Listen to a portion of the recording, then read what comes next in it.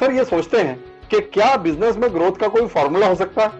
जिस तरह से मैथमेटिक्स में फॉर्मूले होते हैं, क्या इस तरह से बिजनेस में भी ग्रोथ का कोई फॉर्मूला हो सकता है?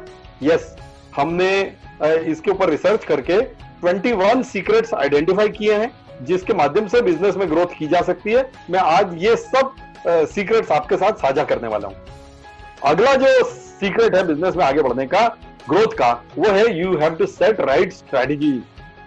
बिजनेस में हम ऑपरेशंस को बहुत ध्यान देते हैं, लेकिन रणनीति बनाना हमारे से रह जाता है और रणनीति को कभी हम बनाने को महत्व नहीं देते।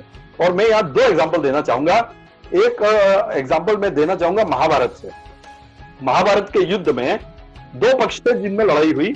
एक तरफ थे पांडव जो थे 5 और दूसरी तरफ थे कौरव जो थे 100। संख्या के हिसाब से जीतना किसको चाहिए था? 100 लोगों को, लेकिन जीता कौन? 5 पांडव। सारे गुरु किसके साथ थे? वो कौरवों के साथ थे, लेकिन जीता कौन? पांडव।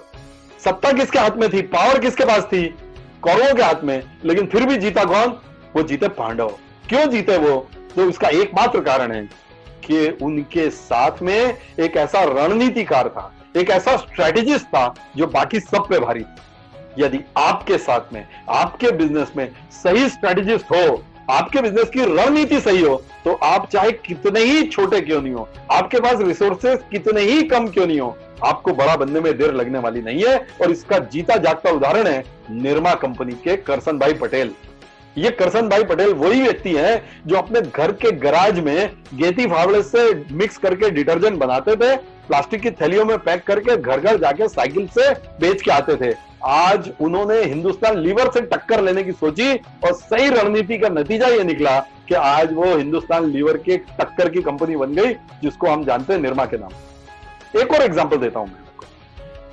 हैवी कमर्शियल व्हीकल यानी ट्रक के बिजनेस में आयशर नाम की कंपनी ने कदम रखने की सोची।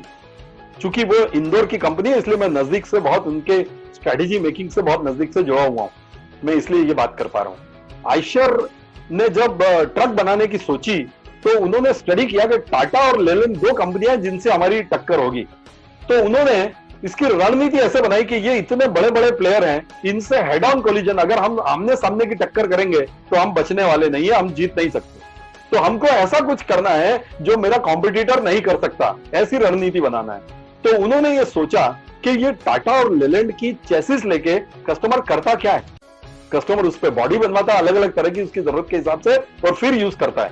तो उन्होंने बिजनेस प्लान ये बनाया कि हम रेडीमेड प्रोडक्ट कस्टमर को देंगे।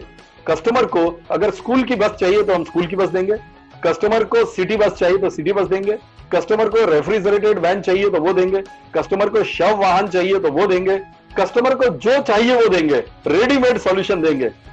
अब आप बताइए कि अगर किसी ने नई स्कूल शुरुआत करनी है और उसको 25 बस की जरूरत है तो टाटा या लेलैंड की चेसिस लेके उस पर बस की बॉडी बनवाने के लिए ऑर्डर देगा या आयशर से डायरेक्ट 25 स्कूल बस का ऑर्डर देगा?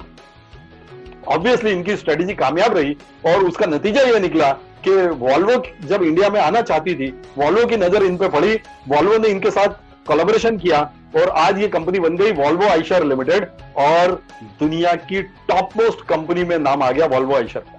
मतलब यह है कि उन सबसे बड़ी कंपनी बन गई ये आयशर, आज वर्ल्ड के top most heavy commercial vehicle manufacturer में इनका नाम आ गया। और वो क्यों हुआ? सिर्फ इसलिए कि इनकी रणनीति सही थी, ये रिसोर्सफुल थे, ये बड़े थे, ऐसा कतई नहीं है, लेकिन इनकी रणनीति सही थी। इसलिए आज आयशर मोटर्स जो है वो इंडिया की फास्टेस्ट ग्रोइंग कंपनियों में से नाम आता है आयशर मोटर्स।